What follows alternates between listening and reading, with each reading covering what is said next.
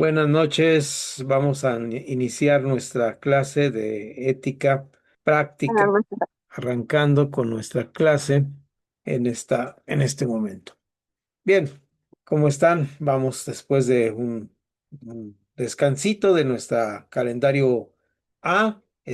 Nosotros continuamos aquí con esta clase de ética práctica. Es buenísimo estar aquí con ustedes, con esta clase. Ya vamos agarrando velocidad en el trabajo de lo que es la ética y pasamos a esta parte importante de la ética práctica. Es un momento donde vamos a confrontar nuestra ética y nuestra manera de comportarnos con lo que dice la palabra de Dios. Es un momento muy significativo en nuestra clase porque después de eso ya solamente nos tocará un análisis eh, de lo que sería un caso de tratar de aplicar nuestra ética haciendo un juicio ético y un punto de vista moral a un caso, bueno, va a ser un caso en el Antiguo Testamento que ya hemos estado hablando, que es el caso del pecado de David, el rey David, y lo analizaremos dando nosotros un juicio ético del punto donde no juzgaremos, sino trataremos de ser eh, proactivos o que trabajemos en favor de que se reconstruya la vida de ellos. Y luego un caso más que vamos a analizar. El tema es largo y posiblemente nos lleve dos clases, así que les voy a molestar con una clase más de nuestras 8 sesiones programadas, pero va a ser útil. Hoy arrancamos, de hecho, con el libro que les mandé en esta ocasión, que es el libro que tenemos aquí la referencia bibliográfica es Gerardo Neuhaus, que en 1981 fue publicado por Logoy, Ética Cristiana, un enfoque bíblico teológico. Ahorita regresaremos al título para hablar de él.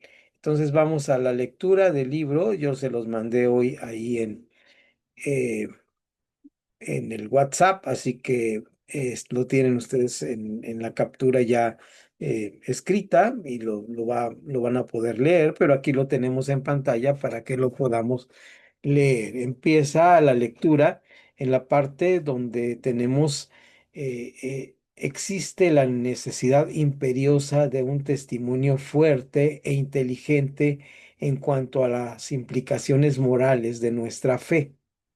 Aquí subrayo la palabra implicaciones morales. ¿Qué significan las implicaciones morales? Ahorita vamos a ver más adelante en nuestro trabajo, en nuestro estudio y en nuestra discusión, cómo lo que hacemos tiene que ver con nuestra vida cristiana. Muy fuertemente tiene que ver con nuestra vida cristiana.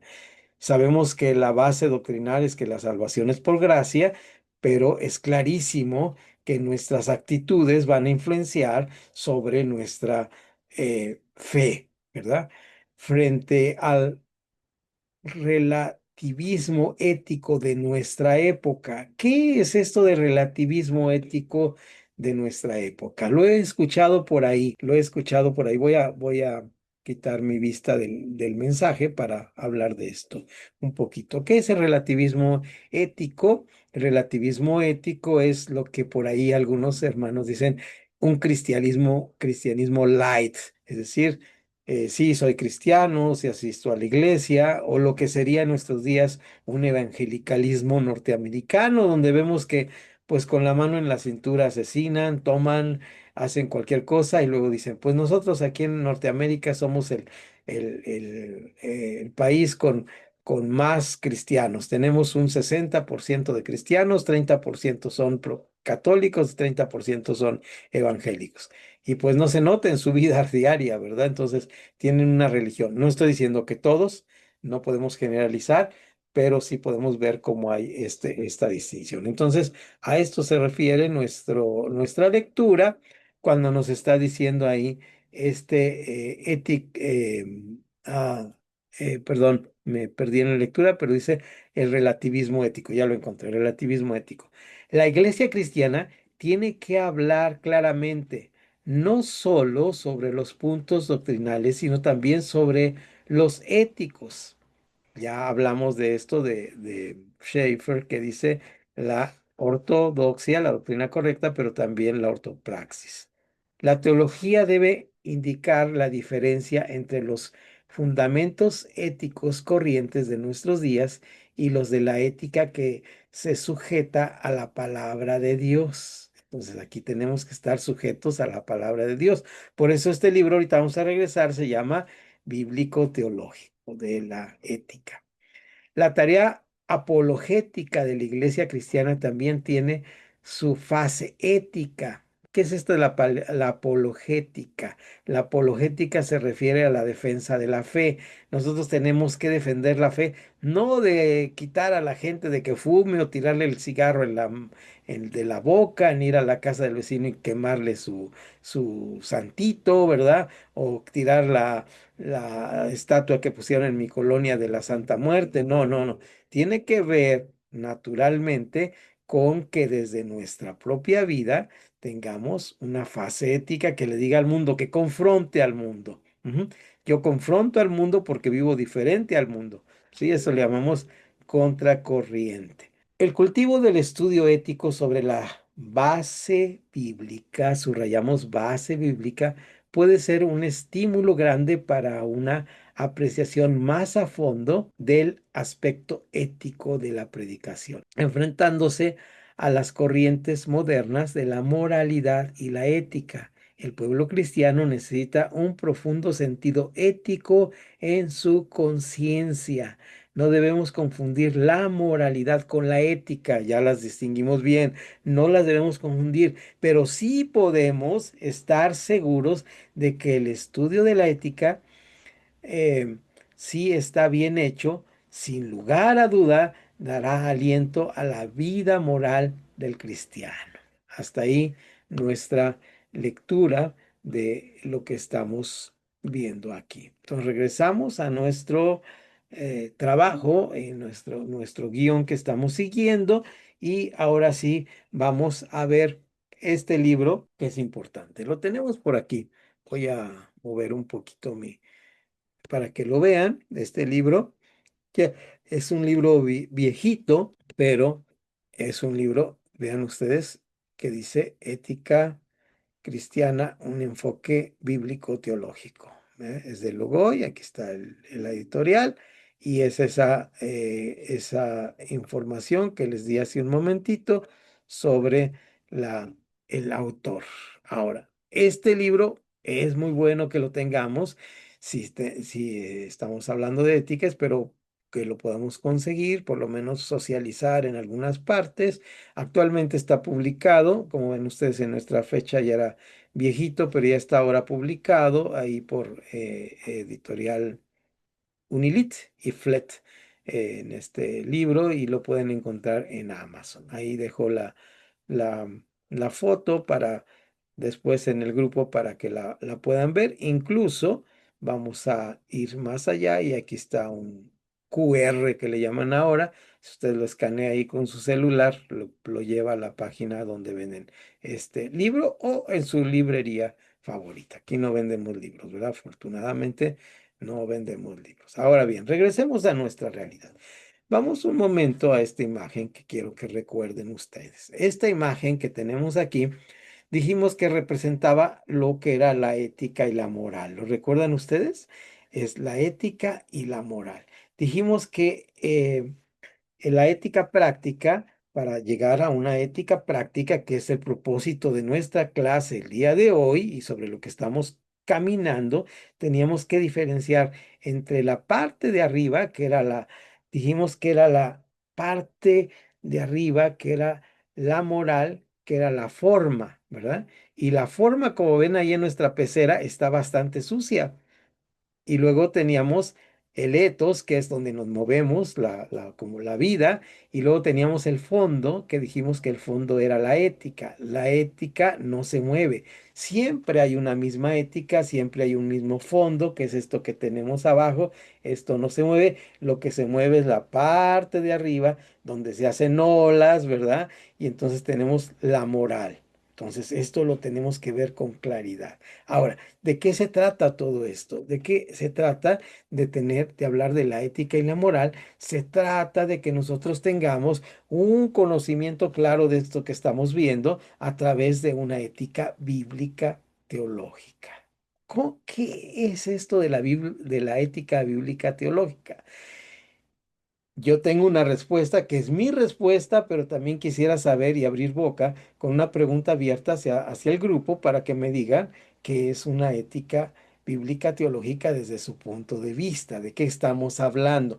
Recuerden, las preguntas abiertas no son respuestas terminadas, son nuestras ideas que nos permiten luego construir el conocimiento sobre lo que vamos a estar hablando. Así que también para saludarlos, porque ya veo que ya tenemos buena cantidad de alumnos, voy a abrir aquí que puedan abrir sus micrófonos y platicarnos acerca de esto que vimos aquí.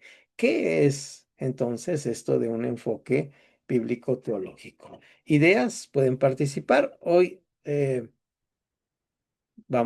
voy corriendo, se dan cuenta que voy corriendo, porque luego me detengo mucho en la primera introducción y luego no me da tiempo. Entonces, ahora sí tenemos tiempo de que hablen varios, así que no quisiera señalar con el flamígero dedo de la justicia divina a ninguno de ustedes, pero ¿quién es el primero en hablar en esta noche? Si me ayuda alguien para ir caminando. Si no, ahí tenemos a Adriana, que va a ser la primera, y el primer dedo flamígero cae sobre Adriana.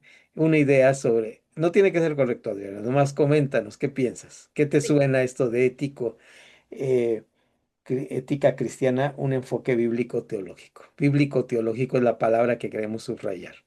Adelante. sí. Me suena a la esencia de Dios llevado a la vida práctica. Ok. Así. Hacia llevar la esencia de Dios llevada a la vida práctica. Excelente. Reina, ¿tú qué piensas de esto que comentó la compañera Adriana, la hermana Adriana? ¿Y qué piensas de esto?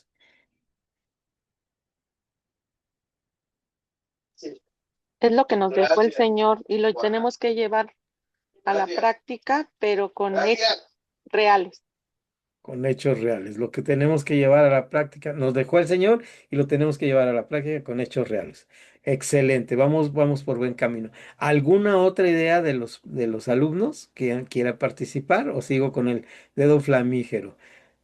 A ver, Yo, maestro, adelante, adelante. mm, para mí sería como los principios bien fundamentados en nuestro corazón, Ah, como los principios de Dios bien fundamentados en nuestro corazón. ok, allá tenemos la palabra principios. Ahorita vamos a tratar de hacer esto una línea recta. Esto que está ahí en ideas, vamos a hacerlo en una línea recta. ¿Quién nos falta? Gabriel, ¿puedes hablar? ¿Tienes alguna idea?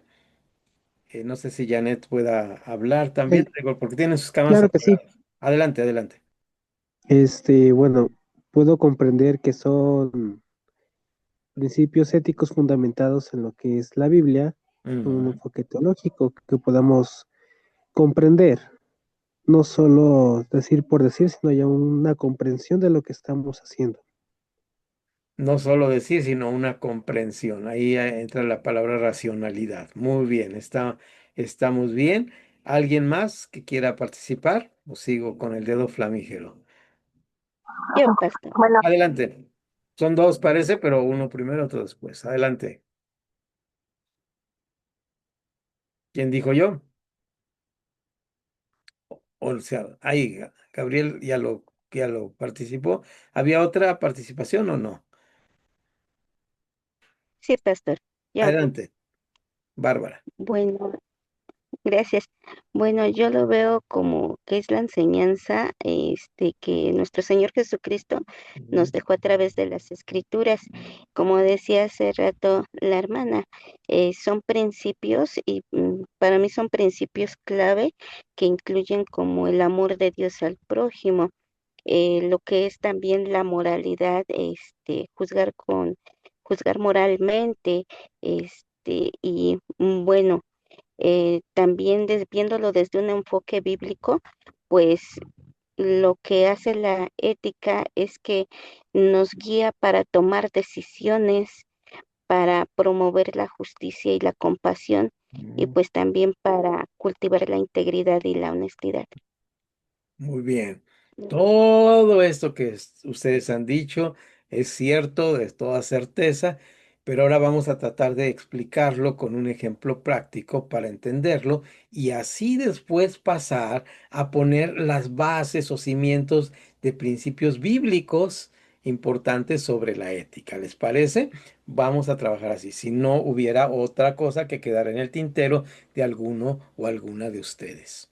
¿Nadie más tiene alguna participación o quisiera dejarlo pasar? No. Bien.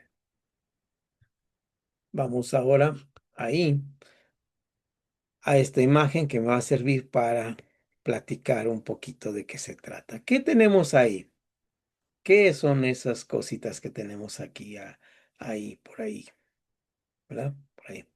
Como piezas de rompecabezas, Ok, maestro.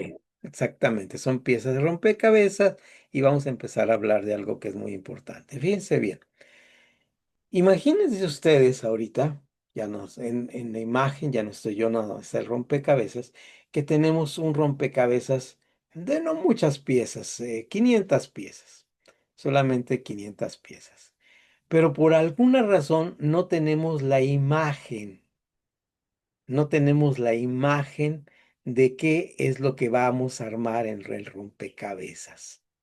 Ahora, ¿qué pasa si tenemos un rompecabezas de 1000 piezas y no tenemos la imagen de lo que vamos a armar en el rompecabezas? Tenemos 1000 piezas y no tenemos la imagen de lo que vamos a armar en el rompecabezas. ¿Qué pasaría? ¿Ideas? Tengo las piezas del rompecabezas. Pues, Adelante. pues que sería mucho más difícil armarlo, ¿no? Porque no hay una referencia, no tenemos una idea de lo que se tiene que hacer. Exactamente, no tenemos una referencia o no tenemos una idea de lo que tenemos que hacer, no tenemos la imagen de lo que tenemos que hacer. Eso en el trabajo de la ética bíblica se llama la parte de la teología. La parte de la teología es la imagen final de lo que queremos lograr y entonces lo tenemos que armar correctamente. Ahora, siguiente circunstancia. ¿Qué pasaría si yo en este rompecabezas que estoy armando, yo decido que normalmente a nosotros armamos los rompecabezas, hay técnicas, ¿no? Todos dicen por las orillas, por las esquinas. ¿Cuántos han armado rompecabezas? A ver, levanten su manita ahí para verlos en la virtual, si los que están en imagen han armado rompecabezas. ¿Cuáles son las diferentes técnicas? O pueden escribir en el chat. Ah, las orillas, ¿no? Y otra posibilidad son los colores, ¿verdad? También los colores, las formas, son otra posibilidad. Ahora, ¿qué pasa si nosotros no hacemos caso a esto? Pues nos va a costar más trabajo. Pero hay otra forma también. Los rompecabezas, la mayoría tienen diferentes formas que embonan bien las piezas.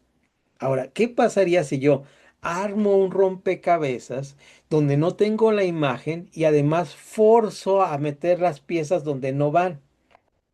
Han armado rompecabezas con niños pequeños que tratan de meter a fuerzas la pieza donde no va, ¿verdad? ¿Qué pasa entonces? ¿Cómo nos quedaría nuestro rompecabezas? Chueco, maestro. Chueco. Todo Todo chueco. mal Todo formado. mal, todo mal. Ahora, Mal esta formado. parte de que las piezas se embonen y de que conozcamos bien significa lo teológico, pero también que embone bien es lo bíblico. ¿Cuántas partes de la Biblia conocemos? Se dice que los evangélicos, ahí tienen un evangelio que se llama los Evangelios según los Santos Evangélicos, que es como un 10 o 20% de la Biblia, que son las que repetimos. En primer lugar, iniciamos con Juan 3:16, el Señor es mi pastor, y ahí nos vamos con todo esto. Pero no tenemos todas las piezas. Y las demás piezas las queremos embonar a fuerzas. Si no tenemos un conocimiento pleno de la palabra de Dios, entonces estamos embonando las piezas a fuerzas. Ya en el primer curso que tuvimos de Aquila y Priscila nos dimos cuenta de la importancia de lo que era la exégesis y la hermenéutica, para que embone perfectamente la palabra de Dios en lo que estamos haciendo. Ahora bien, ¿cómo podemos hacer esto? Pues lo vamos a hacer a través de embonarlo correctamente. ¿Se dan cuenta? No, esto no lo tenía en el guión de mi escrito, de mi clase, pero qué bonito fue en esta tarde cuando al mensaje que mandé del escrito de Jer Neuhaus, hubo una respuesta ahí de nuestro hermano, ¿verdad? Que nos dijo, eh, pues yo, de mi corazón sale esto, y no sé quién tuvo oportunidad de leerlo, pero es parte de esa respuesta que sale del corazón y que nosotros debemos saber guardar en nuestro corazón. Por ejemplo, yo les he comentado, no quiero abundar demasiado en esto porque parecería obsesivo de mi parte, pero ¿qué pasa cuando peca alguien? Y ahí vamos a lo que dijimos, que el Evangelio dice que tenemos que hacer ciertas cosas que no hacemos, que Gálatas 6 dice que tenemos que hacer ciertas cosas que no hacemos, ¿verdad? Entonces no estamos guardando en nuestro corazón porque esto de la confesión dice, confesaos vuestros pecados unos a otros, y no significa ir a confesarse con el sacerdote, significa que nosotros como parte del reino, parte del cuerpo, tenemos que tener una función, iba a decir la palabra, pero es autocuración, ¿verdad? Es autopoiesis que nos permite protegernos, cuidarnos, sanarnos, crecer, toda esta parte importante de la vida. Entonces, ahora mismo vamos a entrar en el tema, ahora, de ir a las bases bíblicas de todo esto. Cómo armar un verdadero rompecabezas con lo teológico y con lo bíblico. Y vamos a empezar con algo que nos habla la palabra de Dios acerca de una palabra que está en el Antiguo Testamento. Vamos a empezar con el Antiguo Testamento y vamos a Isaías 43. Voy a usar ahora mi Biblia para ir leyendo esta parte. Es Isaías 43 y es una verso 25, 43, 25. Y luego también voy a pedir que alguien lo vuelva a leer, pero después de que lo analicemos y luego a mi reflexión o a mi hermenéutica también va a seguir una parte hermenéutica suya que tenga que ver con esto de una ética práctica.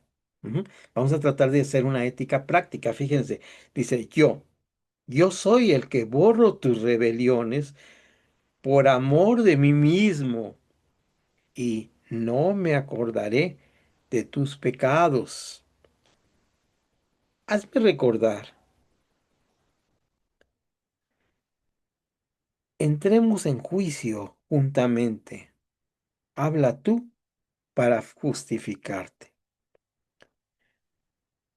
Tu primer padre pecó y tus enseñadores prevaricaron contra mí. Hasta ahí dejamos lo que el profeta está diciendo y voy a ir viendo varias cosas. Este es una charla con el juez.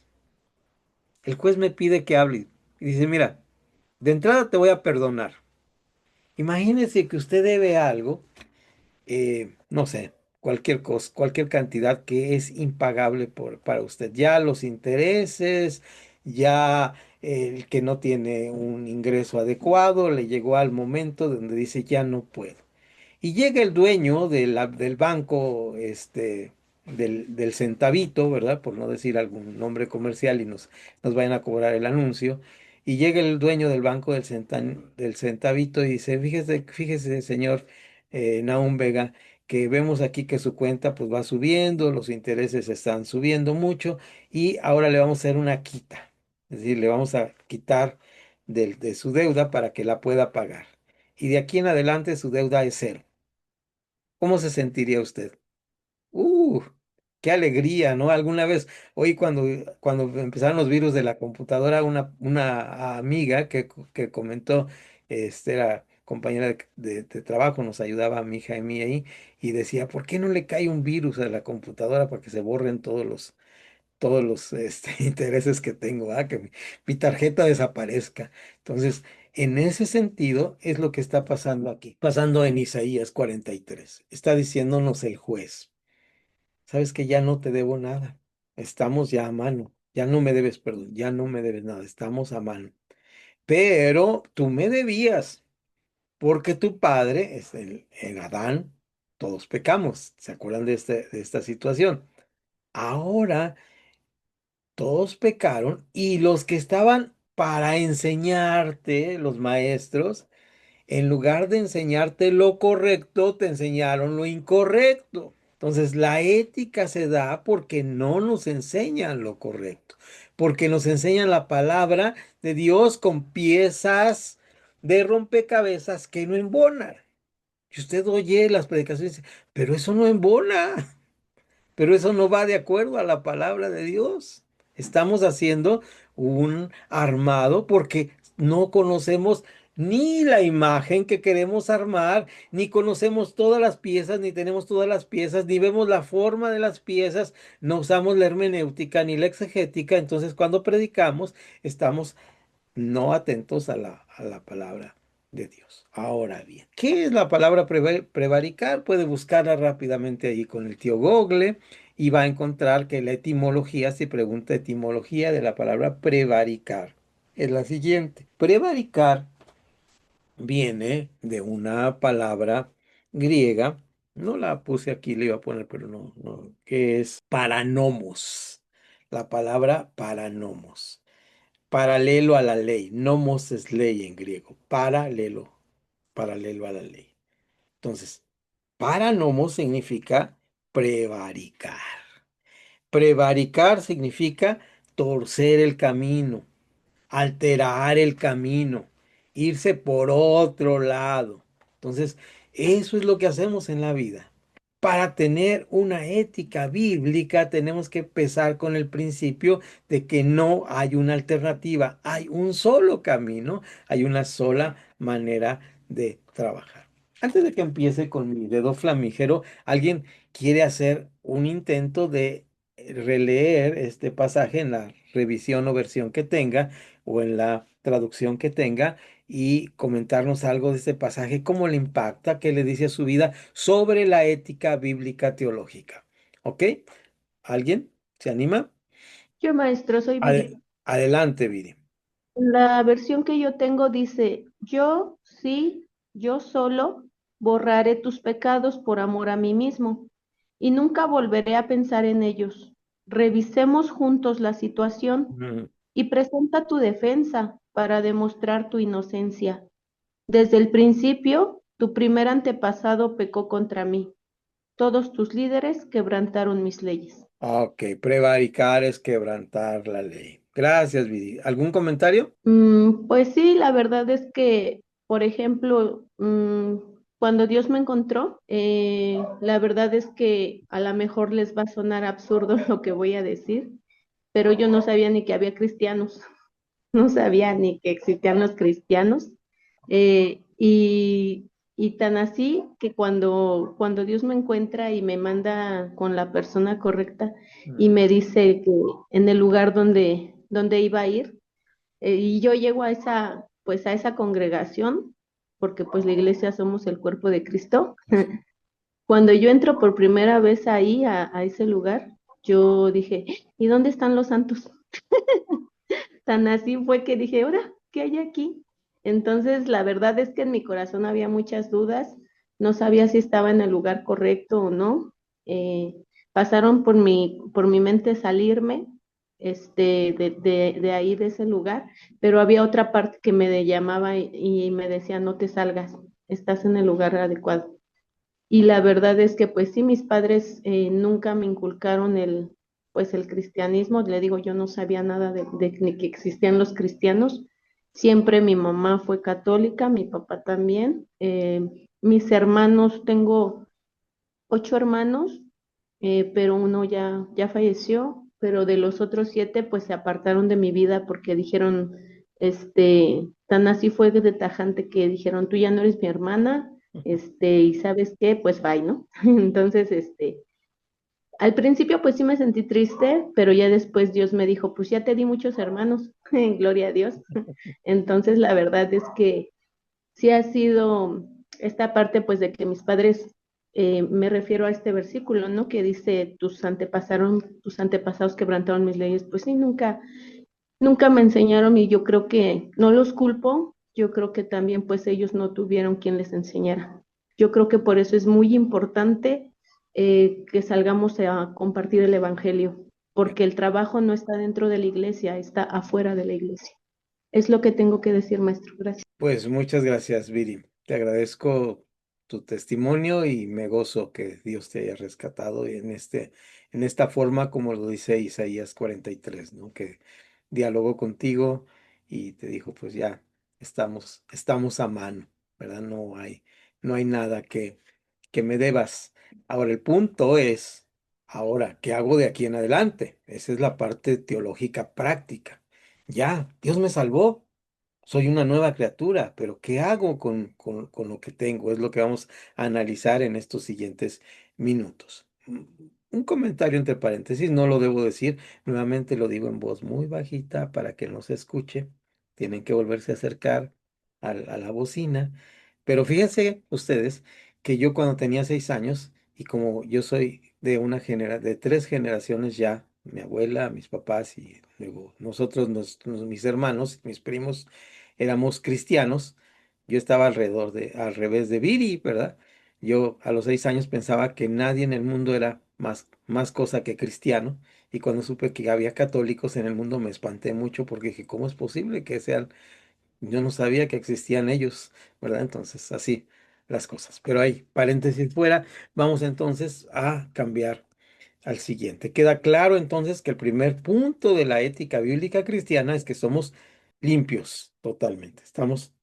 Partimos de cero. Así que vamos al siguiente punto y esto se encuentra en el libro de Romanos, capítulo 7, donde vamos a ver esta parte. Seguimos con el mismo procedimiento de ir leyendo, hago un pequeño comentario y después de esto ya podemos caminar sobre este segundo punto. Romanos capítulo 7, ya estamos ahí limpios. De hecho, Romanos 5:1 dice, justificados pues por la fe, tenemos paz para con Dios por medio de nuestro Señor Jesucristo. Y esto lo encontramos en este discurso tan hermoso que está haciendo Pablo. Y llega por fin al capítulo 7.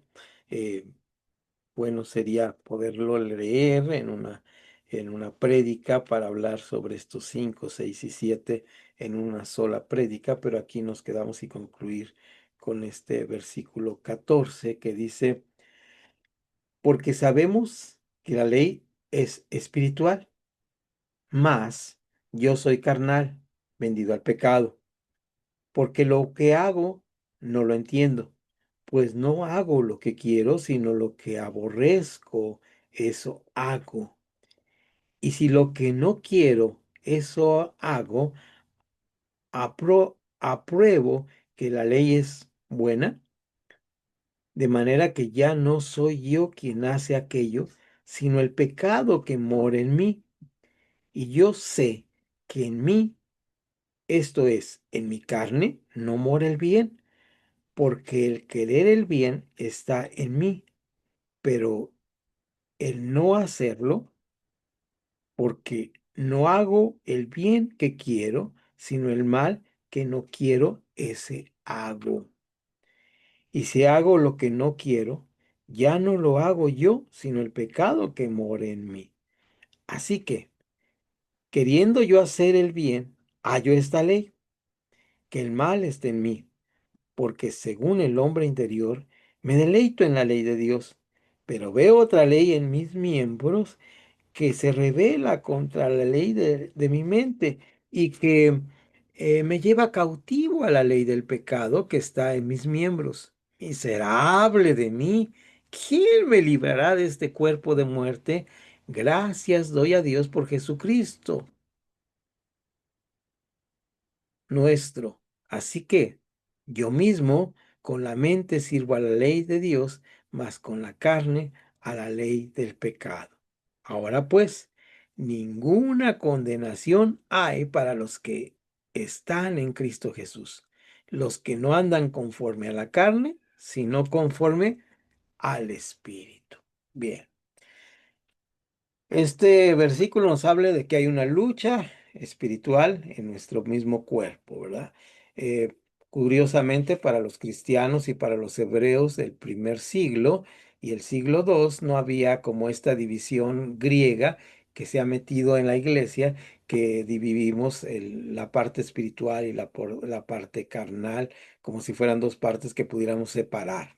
Sí las había, pero estas partes estaban ahí, en una misma persona, y según lo que nos dice la doctrina o la enseñanza de Pablo, es que había una lucha interna en esta manera de pensar o ver el cuerpo. La ley de Dios era perfecta y mostraba el carácter santo de Dios, pero Pablo dice que no se podía eh, vivir también la vida cristiana porque él quería hacer algo y no lo podía hacer. Primer punto, esto se conoce como la doctrina de la acracia, una palabra griega, ¿verdad? Que significa falta de poder. La acracia significa falta de poder. Este famoso versículo que por ahí brinqué sin detenerme es tan chiquito que dice, eh, verso 7:19, que a veces repetimos porque no hago el bien que quiero, sino el mal que no quiero, eso hago. Y lo decimos como pretexto para las cosas malas que hacemos. Tiene un contexto esto, y el contexto es aquella famosa historia que cuenta muy bien el representante de Aquila y Priscila, nuestro Emanuele, que dice que a alguien le enseñaron, posiblemente usted la ha escuchado, a alguien le enseñaron que había dos lobos, y estos dos lobos, uno era el lobo bueno y el lobo malo, y que peleaban entre sí. Y le pregunta el viejo sabio al joven que estaba aprendiendo, y dice, ¿quién crees que va a ganar? Y dice, pues al que alimente mejor. Entonces, esta es una respuesta, ¿no es cierto? ¿Quién va a ganarlo, la carne o el espíritu? Pues al que alimentes. Aquí Pablo no está diciendo que no puede, por eso se llama la doctrina de la acracia, de la falta de poder, sino ¿por qué es que puedes? Porque puedes alimentar mejor. Vean ustedes cómo el versículo lo resuelve al final, al que dice miserable de mí, porque sí me siento miserable cuando fallo, pero sin embargo dice ahí el versículo 8:1 que podemos ver con claridad. Ahora pues ninguna condenación hay para los que están en Cristo Jesús. Los que, ¿qué cosa? Los que no andan conforme a la carne, sino conforme al Espíritu. Entonces tenemos que alimentar al Espíritu. Entonces la primera ley de la ética fue que Dios es que nos perdona, no nosotros. La segunda ley es que no lo hacemos en nuestras propias fuerzas, sino lo hacemos viviendo en el Espíritu. Hay que vivir en el Espíritu, y más que vivir en el Espíritu, también es alimentar las cosas del Espíritu. ¿Y cómo lo vamos a hacer? Ahora, ¿alguien quiere comentar este pasaje y hablarnos sobre la ética? ¿Qué le dice en la ética este pasaje? ¿Ha tenido luchas espirituales? ¿Ha tenido que recurrir a este pasaje de la gracia para justificar lo que está haciendo mal? ¿Quién nos habla de esto ahora? Antes de poner el dedo, ¿quién no ha participado? Vamos a ver por ahí. Voy a elegir, o si no hay nadie.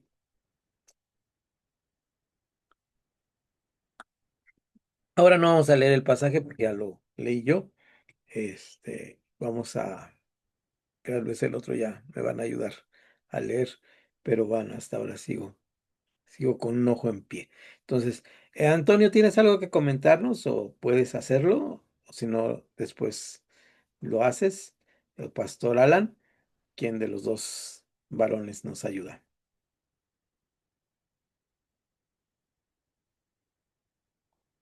Parece que no están disponibles. Hermana Soledad, ¿quiere comentarnos algo sobre esto de la carne y el espíritu?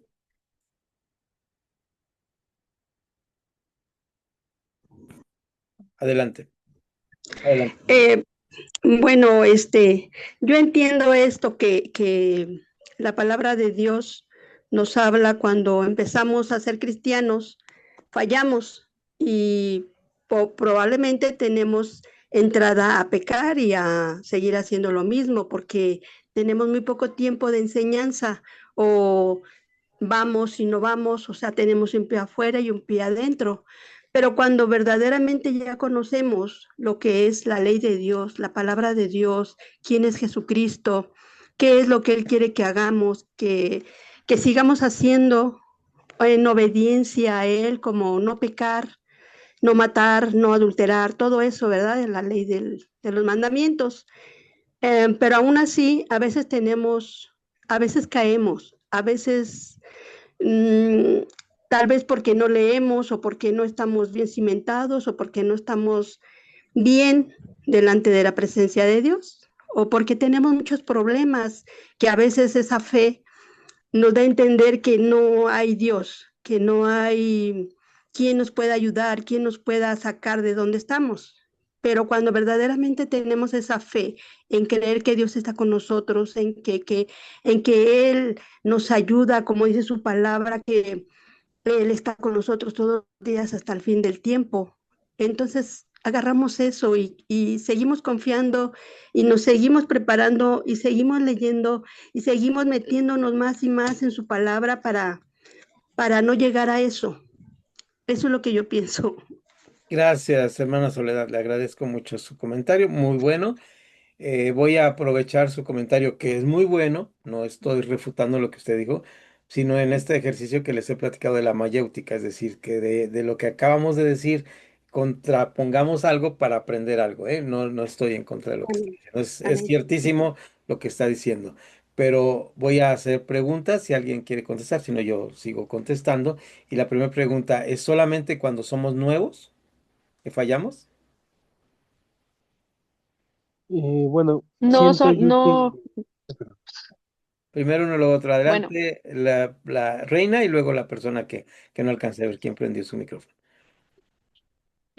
no, no necesitamos ser, nuevos. Hay ocasiones que a veces sí pecamos sin darnos cuenta y pues el espíritu que mora en nosotros pues nos está redarguyendo cada día porque dice la palabra de Dios que no hay justo ninguno. Ok, entonces Y pues ya vamos construyendo, ¿no, reina? Entonces, cuando son correctísimo lo que dijo la hermana Soledad y añadimos, y también cuando ya tenemos siempre y cuando no trabajemos la parte espiritual, ¿sí? Si dejamos más la carne que lo espiritual, vamos a fallar. ¿Alguien más comentó algo? Adelante. bueno, solo añadiendo lo que decía la hermana Reina, eh, pues sí, complementándolo también, cuando una persona, yo como joven, que está en ese proceso de restauración, también tiene esas tendencias. Entonces, ahí también entra. Sí, te entiendo perfectamente. Entonces, seguimos construyendo. Entonces, también hay ciertos factores externos, ¿verdad? Como pues, la juventud, como es la crisis de la media vida, como es el síndrome del nido vacío, como es acercarnos al fin de la vida, que nos va a tener que enfrentar a diferentes realidades donde si alimentamos más la carne, pues vamos a tener un fracaso. ¿De acuerdo? Entonces, ya sabemos que es por gracia y que el Señor nos perdona y de aquí en adelante tenemos que alimentar la parte espiritual.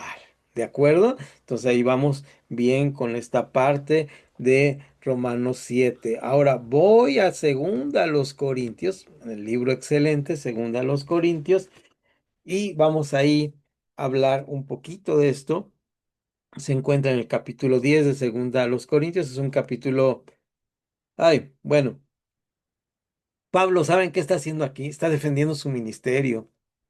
Así como lo ven, al gran apóstol Pablo tenía que defenderse delante de los malvados corintios, ¿verdad? Entonces está defendiendo su ministerio. En los versículos 3 al 6 leemos, Pues aunque andamos en la carne, no militamos según la carne. Punto y coma, explica lo anterior, porque las almas de nuestra milicia no son carnales, sino poderosas en Dios para destrucción de las fortalezas, derribando argumentos y toda altivez que se levanta contra el conocimiento de Dios y llevando cautivo todo pensamiento a la obediencia en Cristo y estando prontos para castigar toda desobediencia cuando nuestra obediencia sea perfecta. Dos cosas son bien difíciles en la vida cristiana. Como bien decía Gabriel hace rato, a lo largo de la vida nos apelan diferentes pecados y cada etapa de nuestra vida va a ser diferente. Y cada uno de nosotros como individuo y persona tenemos diferentes luchas o diferentes pruebas. Ujú. Esto tiene que ver con un sinnúmero de factores que no vamos a mencionar aquí. Pero una cosa es real. Hay dos factores que la Biblia menciona que son difíciles de vencer. Uno es la mentira que trabajamos la vez pasada, que tenemos que ser éticos no diciendo mentiras. ¿Se acuerdan cómo temblaba aquí nuestra pantalla? Pues era una mentira, ¿verdad? Y era el ejemplo para ver qué fácil mentimos, con qué facilidad mentimos. Ujú. Yo les digo cuando vamos a tomar el curso de predicación, les decía, digan el ejemplo que sea, pero si no es verdad, añadan que esto no es verdad, porque si no, tenemos un problema grave con esto. Ahora, esa es la mentira. La otra cosa dificilísima es la obediencia. Le subí por ahí una estampita, ¿verdad? De lo que es la obediencia y cómo sufren nuestros líderes con la obediencia. Ujú. Tenemos que aprender obediencia. Y lo que está Pablo aquí dice, hasta que nuestra obediencia sea perfecta. Qué reto tan grande. Son dos retos muy grandes y entonces esta es la otra parte, la siguiente parte en el escalón de una ética cristiana. Y es importantísimo que nosotros entendamos que ya no estamos militando, pues aunque andamos en la carne, no militamos según la carne. Esto tenemos que tener en nuestro pensamiento porque aquí entra lo que se llaman los supuestos básicos de los que les había hablado. Cuando nosotros estamos pensando que vivimos aún en la carne, entonces tomamos decisiones. Vamos a hablar un poquito más de esto la siguiente clase, cómo tomamos nuestras decisiones. Y nuestras decisiones las tomamos en base, se los he dicho varias veces, a lo que tenemos en la cabeza. Si en la cabeza tenemos el versículo que dice, no robarás, entonces si yo voy a la oficina y encuentro una plumita como esta, que como es como la que yo siempre he querido, así con el taponcito moradito, ¿verdad? Este siempre, pues el patrón tiene muchas y puede comprar las que sea, pues me la llevo, ¿verdad? Me la embolso y me la llevo. Pero cuando yo estoy pensando en eso, estoy pensando en el supuesto. El patrón tiene muchas. El supuesto de los mexicanos. Lo que hay en México es de los mexicanos, ¿verdad? Pero si yo tengo el supuesto que dice no robarás, ¿qué hago con esta pluma que tengo aquí? La dejo en el lugar donde va porque no es mi pluma. Y si me la llevo, ¿cómo se llama? Robar. Entonces, si yo llego al trabajo y digo, todos mis compañeros dicen que hay que meterse en el baño 10 minutos antes de entrar a trabajar porque así le robo al patrón tiempo. Digo, no, no hay que robar.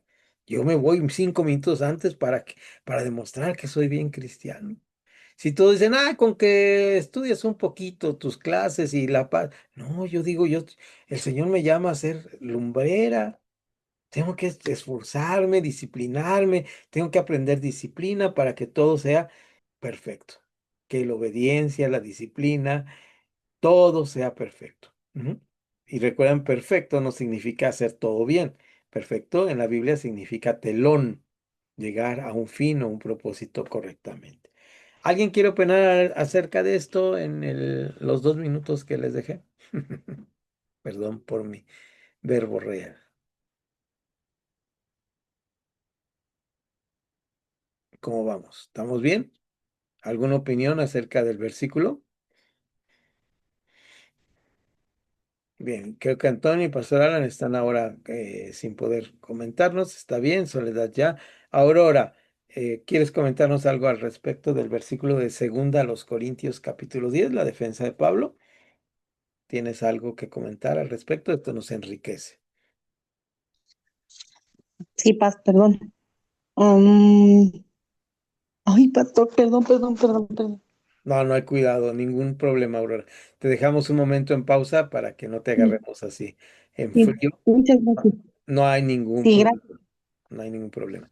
¿Alguien más quiere Ok. comentar? Si no, pasamos al siguiente. Entonces decíamos para que es importante entonces que aunque andamos en la carne, no militamos en ella y esto es un supuesto que tenemos que tener en la cabeza.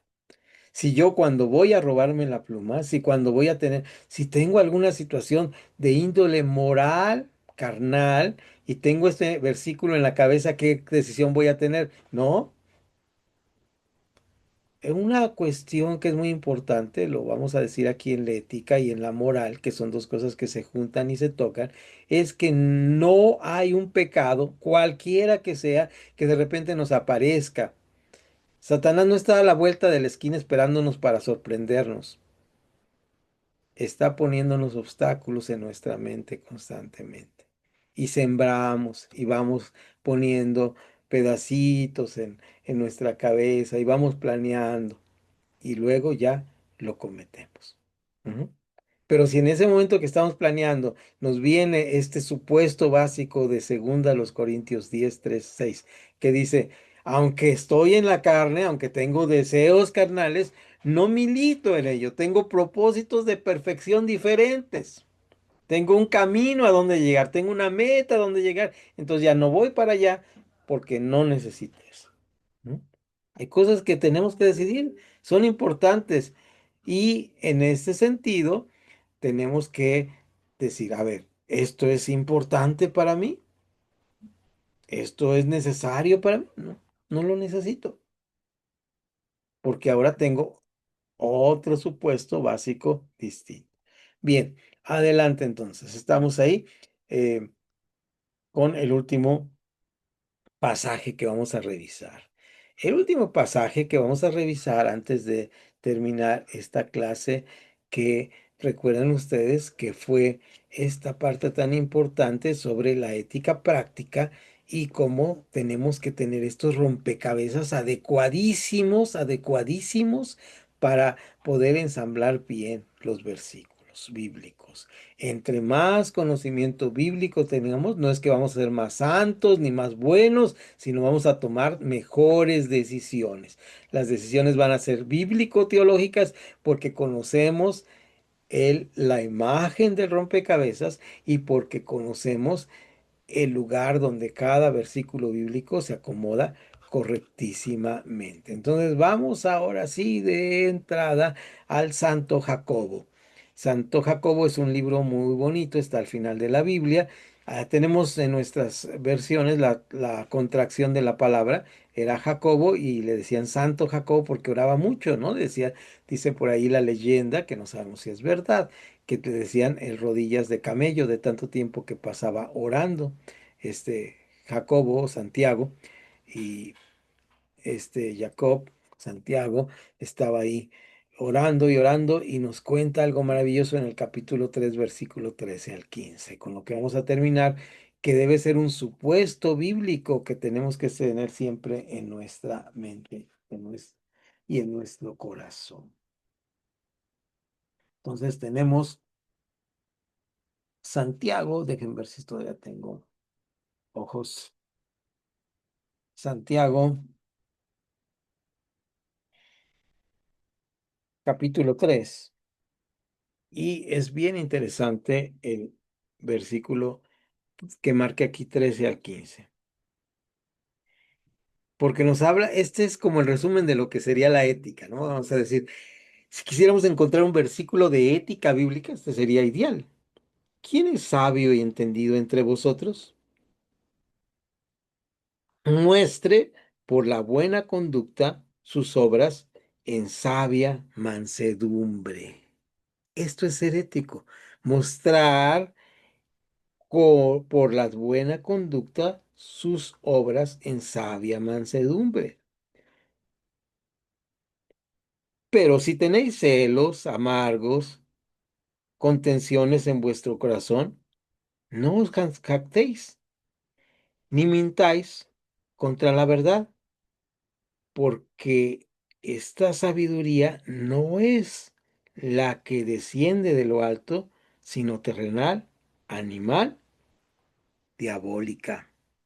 Es decir, aquí está lo que conocemos como la ética mal entendida, cuando nosotros pensamos que las cosas deben hacerse de alguna manera, pero no es la manera correcta de hacerlas.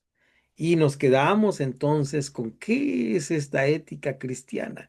La ética cristiana bíblica es muestre por la buena conducta sus obras en sabia mansedumbre. ¿Por qué dice Santo Jacobo en sabia mansedumbre? Porque él vivía en medio de los fariseos. Para el tiempo que está escribiendo Santiago, ya solamente quedan de los cristianos, dos, de los judíos, dos vertientes. Los fariseos y los cristianos. Los saduceos ya, los, eh, los que estaban en contra del gobierno romano ya no estaban los dos. Y el problema, según lo que nos dice Jesús, de los fariseos es que sí eran muy celosos, guardadores de la ley, pero eran muy jactanciosos. No tenían esta mansedumbre. ¿Qué significa la palabra mansedumbre para ustedes? Significa que la misma ética nos hace tener una postura correcta sin agredir al otro con lo que estamos pensando. Ujú. Sin agredir al otro con lo que estamos pensando. Estamos pensando en nosotros y entonces ahí entra algo con lo que vamos a arrancar la siguiente clase, que es muy importante. Se llama la otredad. Voy a subir ahí un párrafo de la otredad para la siguiente clase, el próximo lunes, y vamos a empezar a hablar, investiguen ustedes qué es la otredad. Ujú. Hay dos palabras que tienen que ver mucho con esta manera de nosotros como seres humanos. Estas dos cosas es la alteridad y la otredad. Ujú. Anoten estas dos cosas que tienen que ver, es una parte que tenemos que ver en la ética. La ética tiene que ver con la alteridad y con la otredad. Son palabras técnicas, sí, pero que nos van a ayudar a trabajar la siguiente clase para dar verdaderos juicios morales y éticos. La alteridad y la otredad. Por ahí les voy a poner una frase de Levinas, que es uno de los filósofos que más hablan sobre, que más abrevamos para hablar de la ética. No necesitamos leer a Levinas ni creer en Levinas, porque Levinas es del mundo, ¿verdad? Y tiene pues ideas humanistas, pero sí debemos saber lo que el mundo piensa acerca de la ética, porque nos puede enseñar muchas cosas. Porque fíjense ustedes, la otredad es algo que Pablo menciona en el libro de los Efesios. ¿Y cómo lo menciona? Y esto es parte de la ética. Y me voy a tomar estos minutitos que me quedan, que no sé cuántos son, dejen revisar mi relojito. Nada. Me queda nada, pero bueno. Y fíjense, les voy a robar un poquito de su tiempo. Gálatas, Efesios. Y Pablo habla acerca del cuerpo de Cristo y habla sobre la praxis de la vida cristiana, sobre la ética, ¿verdad? Y hablando sobre la ética, nos habla que debemos ser bien, bien cristianos en todos los sentidos. Y dice 4:13, hasta que dice, a fin de perfeccionar a los santos para la obra del ministerio, para la edificación del cuerpo de Cristo, 4:12, hasta que todos lleguemos a la unidad de la fe y del conocimiento del Hijo de Dios, a un varón perfecto, a la medida de la estatura de la plenitud de Cristo, para que ya no seamos niños fluctuantes, llevados por doquiera de todo viento de doctrina, para doctrina por estratagemas de hombres que para engañar emplean con astucia las artimañas del error, sino que siguiendo la verdad en amor, crezcamos en todo en aquel que es la cabeza, esto es Cristo, de quien todo el cuerpo, bien, eh, bien concertado y unido entre sí, por todas las coyunturas que se ayudan mutuamente, subraya, ayuda mutuamente, esto es la otredad, eh, según la actividad propia de cada miembro, reciba su crecimiento para ir edificándose en amor. ¿Qué es el ser edificados en amor? ¿De qué nos está hablando Pablo cuando dice que debemos ser edificados en amor? ¿Qué significa ser edificados en amor? ¿Qué piensan ustedes? ¿De qué nos está hablando en esta frase, ser edificados en amor?